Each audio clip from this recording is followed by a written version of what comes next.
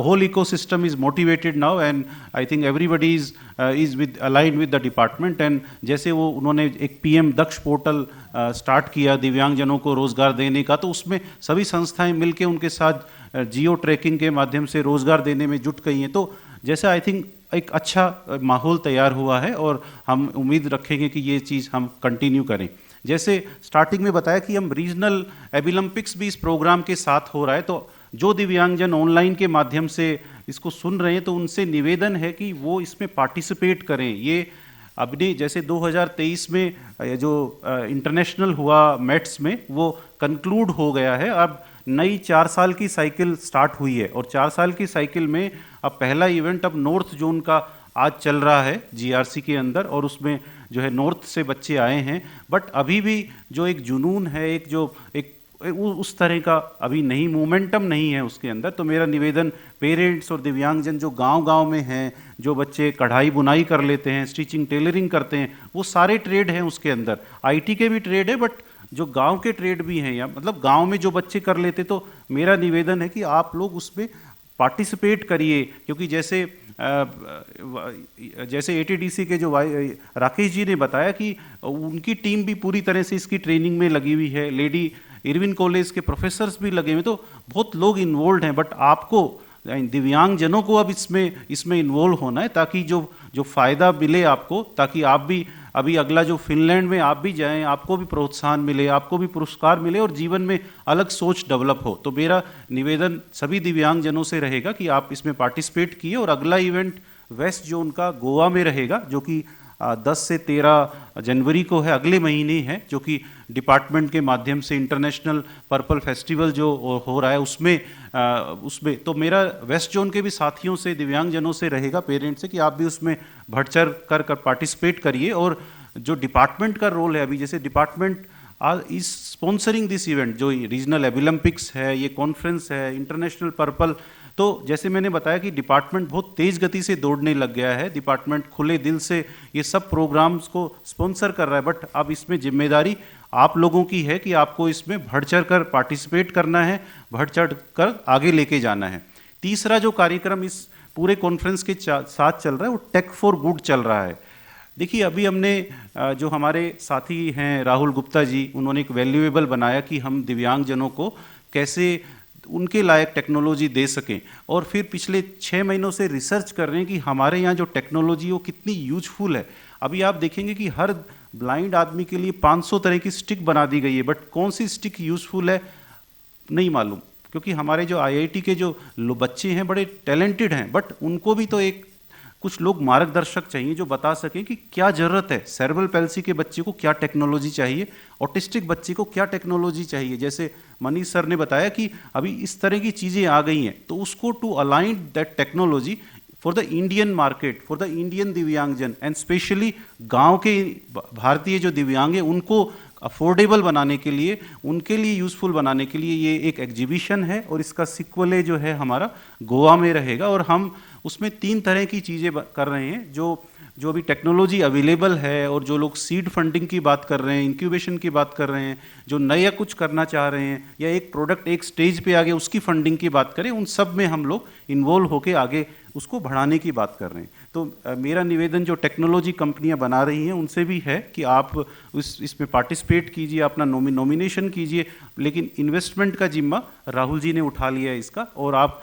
बढ़ चढ़ कर पार्टिसिपेट कीजिए, ताकि हम लोग गांव के दिव्यांग के लिए टेक्नोलॉजी बना सके। क्योंकि अभी टेक्नोलॉजी गांव में नहीं पहुंची है, क्योंकि ये अभी बहुत कॉस्टली टेक्नोलॉजी है। तो हमें कैसे यूजफुल अफोर्डेबल टेक्नोलॉजी गांव के दिव्यांग के लिए बनानी है, उस तरफ कदम बढ़ाने हैं आगे।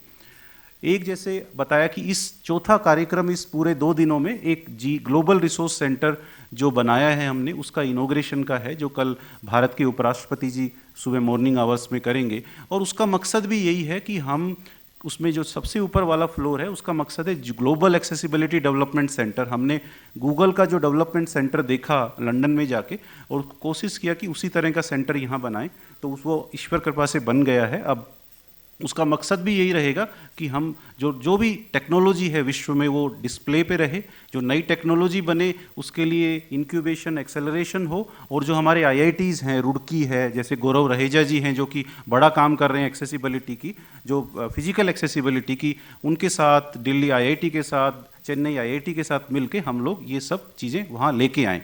तो और दूसरा चीज़ इस ग्लोबल रिसोर्स सेंटर में रहेगा विजन इन द डार्क। मतलब आपने सुना होगा डायलॉग इन द डार्क, उसी तरह का है कि एक ब्लाइंड व्यक्ति उसको आपको 10 मिनट तक अंदर सैर करवाएगा, वो आपको कुछ मोनूमेंट्स टच करवाएगा, ताकि एक नॉर्मल इंसान को पता चले कि अगर आंखें ना हो तो क्या होगा। तो वो एक अच्छा एक्सपीरियंस रहेगा। फिर उसमें एक एबिलिटी म्यूजियम बनाया है जिसमें कि अगर एक बच्चा दिव्यांग घर में जन्म लेता है तो माँ बाप का बिल्कुल ज़मीन खिसक जाता है नीचे से, तो वो कैसे वहाँ एक्सपीरियंस करे कि अगर छोटा बच्चा है तो कैसे उसका पालन पोषण करेंगे, और टेक्नोलॉजी दे कैन यूज़, कैसे वो बेड पे, तो उसका पूरे जीवन चक्र का म्यूज़ियम है वहाँ पे, ताकि वो किस तरह की डिवाइसेस, किस तरह का चीज़ें वो करें। उसमें नए एम्प्लॉयर्स के लिए कैसे हायरिंग करें वो भी एक फ्लोर रहेगा। जो उसके बाद नई नए तरह की स्किलिंग्स का रहेगा, रीहैब का भी। तो इस तरह का एक मिश्रण किया है, और उसको सपोर्ट करने के लिए जो हमारे भारतीय जो हरियाणा राज्य सरकार का बड़ा सपोर्ट रहा, जिन्होंने उसमें जगह प्रोवाइड किया, फिर अमेजोन का, एचटी पारिक का, क्रेडिट स्विस का, इस तरह की जो फंडिंग एजेंसीज थी उनका रहा। तो मेरे को लगता है एक जोर से ताली अमेजोन और जो हमारे पार्टनर हैं उनके लिए हम बजा सकते हैं। एक मैं आइडिया के बारे में बताऊंगा कि जीआरसी का हमने क्यों किया, why we created this GRC. तो इसका हिस्ट्री ये रहा कि जब हम 2016 में सार्थक में हम कर रहे थे कि हम हर दिव्यांग तक कैसे पहुँचे, तो उस समय हमारी कैपेसिटी नहीं थी, और ना अभी है कि हम हर दिव्यांगजन तक पहुँच सके। बट हमने ये सोचा कि हम जो छोटी संस्थाएं हैं, गांव में हैं, कोई कश्मीर में है, कोई कन्याकुमारी में है, कोई, तो उन लोगों को अगर छोटी संस्थाओं को तैयार कर दें, उनको कैपेसिटी बिल्ड कर दें सार्थक की तरह से, तो एक जो रेप्लिक ना 1000 सार्थक बन जाएंगे। तो वो हमने उसका गठन किया आइडिया का, इंडिया डिसेबिलिटी एम्पावरमेंट अलायंस, और अब उसमें करीब 1000 के करीब संस्थाएं हो गई हैं जिनको 3 वर्षों से हम तैयार कर रहे हैं, और अब उनको हैंड्स ऑन ट्रेनिंग के लिए इस ग्लोबल रिसोर्स सेंटर में लाएंगे, ताकि वो भी human resource management, financial management और इस तरह की ट्रेनिंग, रीहैब क्या करना है वो हम करवा सकें। और ईश्वर कृपा से अभी पिछले 2-3 महीनों में हमने सोशल स्टॉक एक्सचेंज, एक जो मिनिस्ट्री ऑफ फाइनेंस का नया जो चीज़ आया था, उसमें हमने नेशनल स्टॉक एक्सचेंज और बॉम्बे स्टॉक एक्सचेंज दोनों पे सार्थक इज ए रजिस्टर्ड एंटिटी। और अब क्योंकि सबसे बड़ी समस्या फंडिंग की होती है संस्थाओं को, छोटी संस्थाओं को और ज़्यादा, तो हम लोग सोशल स्टॉक एक्सचेंज के माध्यम से कोशिश कर रहे हैं कि पैसा जो है आइडिया के पार्टनर्स तक पहुंचाया जाए, ताकि वो गांव में भी हर दिव्यांगजन को एम्पावर कर सके। तो मेरा जो ऑनलाइन के माध्यम से और जो इस सभा में लोग हैं एनजीओ से, कि आप उस प्लेटफॉर्म का हिस्सा बनिए, ताकि आपको भी ऑनलाइन ट्रेनिंग मिल सके और आगे बढ़ सके। जैसे वर्मा सर ने बताया कि जब हम फ्रांस में थे तो जो हमारे कंट्रीज़ थे अराउंड, जैसे हमारे जो अफ्रीकन कंट्रीज़ के लोग थे, लेटिन अमेरिका के कोरोस थे, countries around us, they were struggling like anything. वो हमारे से भी ज़्यादा चैलेंज में है, क्योंकि वहाँ भारत से भी ज़्यादा चैलेंजिंग सिचुएशंस। तो उनको भी हमने कुछ कमिटमेंट किए और हम उसकी तरफ आगे बढ़ रहे हैं। तो उसी सीरीज़ में हमने कोविड के दौरान 2-3 नए डिजिटल सॉल्यूशंस बनाए। एक कैप सारथी, जो कि इस पूरे डिसेबिलिटी के इकोसिस्टम का इंफॉर्मेशन बैंक है। अगर किसी को कोई इन्फॉर्मेशन चाहिए कि स्कूल में अगर मान लो कोई बच्चा बंगाल में है, किसी पर्टिकुलर डिस्ट्रिक्ट में नियरेस्ट स्कूल कहाँ है, नियरेस्ट कॉलेज कहाँ है, नियरेस्ट असिस्टिव डिवाइसेस कहाँ मिलेगा, पूरा इन्फॉर्मेशन बैंक है। और करीब 40 से 50 हज़ार दिव्यांगजन यूज़ कर रहे हैं। तो मेरा निवेदन और भी दिव्यांगजनों से रहेगा कि आपको यूज़ कीजिए, फ्री ऑफ कॉस्ट है, 12 भाषाओं में है, और आपको पूरा सपोर्ट है। बस आपको सिर्फ नाम और नंबर डालना है अपना। उसके बाद हमारी टीम के अगर वेस्ट बंगाल में तो बंगाली में, कर्नाटका में तो कन्नड़ा में एक हमारा जो हेल्प डेस्क है वो बात करेगा, आपका पूरा प्रोफाइल बनाएगा और आपको पूरी सर्विसेज फ्री ऑफ कॉस्ट देगा। उसी सीरीज़ में हमने एक रोज़गार सारथी जो पोर्टल बनाया, जो कि सरकारी नौकरियां भी उस पे हैं और गैर सरकारी नौकरियां भी हैं। तो आप भी उस पोर्टल पे आइए, वो भी फ्री ऑफ कॉस्ट है, और जिस पे एम्प्लॉयर आके आप हायरिंग कर रहे हैं। करीब 40 हज़ार लोग यूज़ कर रहे हैं। जो मैं आपको जो हमारे कंट्रीज़ अराउंड अफ्रीका और जो उनकी बात कर रहा था, उनके लिए हमने जो भारतवर्ष के दिव्यांग के लिए भी और उन कंट्रीज़ के लिए ई लर्निंग मैनेजमेंट सॉल्यूशन बनाया, ज्ञान सारथी। जब हम कोविड में स्ट्रगल कर रहे थे कि सार्थक या कोई भी एनजीओज कैसे सेंटर चलाएंगे, तो गूगल मीट का या फिर जूम प्लेटफॉर्म को यूज़ कर रहे थे, बट वो एक स्ट्रक्चर्ड प्लेटफॉर्म नहीं थे। उसमें जो है हम लोग एनालिसिस नहीं कर पा रहे थे कि कितनी देर बच्चा क्लास अटेंड कर रहा है, क्या उसका परफॉर्मेंस है, क्या आउटकम है। तो फिर हमने कोर्सेरा और इस तरह के प्लेटफॉर्म जब पाया, देखे और ग्लोबली देखा ऐसे प्लेटफॉर्म है, तो हमें नहीं पाए। Globally there is no such e learning management solution available.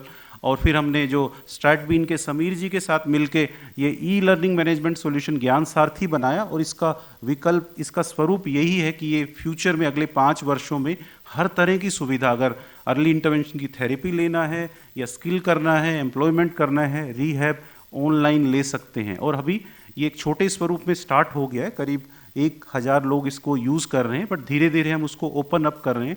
हमारे जो इंडियन एयरफोर्स के 1000 सोल्जर्स हैं, उनके जो ऐसे टेरेन में हैं जहाँ पे कोई सर्विसेज नहीं है, वो उस प्लेटफॉर्म के माध्यम से थेरेपी प्राप्त कर पा रहे हैं। बट हमारा मकसद है कि जो हमारे दिव्यांगजन अफ्रीका में हैं या लैटिन अमेरिका में, वो भी इसको यूज़ करें।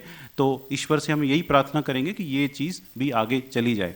और अंत में फिर मैं सभी दिव्यांगजनों को, पेरेंट्स को, कि हमारे पास बहुत सारी सक्सेस स्टोरीज़ हैं। अब तो आप देखेंगे कि आप गूगल पे सर्च करेंगे तो इतने सारे दिव्यांग, तो आपको मायूस नहीं होना। दिव्यांगता हमारे जैसे वाणी जी ने बताया कि ये एटीट्यूड की है, बस हमें दिमाग से कुछ नहीं सोचना, दिव्यांगता कुछ नहीं होती, वो सिर्फ हमारे मन की है। अगर आप ठान लें कि आपको कुछ भी करना है तो आप कर सकते हैं, कोई चीज़ नामुमकिन नहीं है। और हम उसी तरह से ईश्वर से यही प्रार्थना करेंगे कि ये जो सार्थक को जो अवार्ड भी मिला है, वो आप सबके लिए है, आपकी मेहनत का फल है।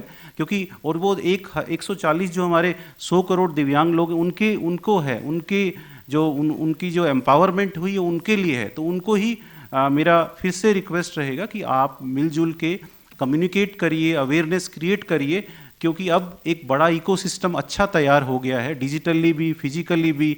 सरकार भी हमारे साथ है, और सरकार में जो अफसर हैं वो लोग भी सेंसिटिव हैं। तो एक अच्छा फेवरेबल माहौल है। अब हमें इस माहौल का फ़ायदा उठाना है, और हमें जैसे हर दिव्यांगजन को एम्पावर करना है, ताकि वो भी जो है अपना जीवन आत्मनिर्भर भारत, जो हमारे प्रधानमंत्री जी बोलते हैं, उसी तरह से आगे लेके जाना है। और मेरा आपको फिर से thank you so much. Thank you.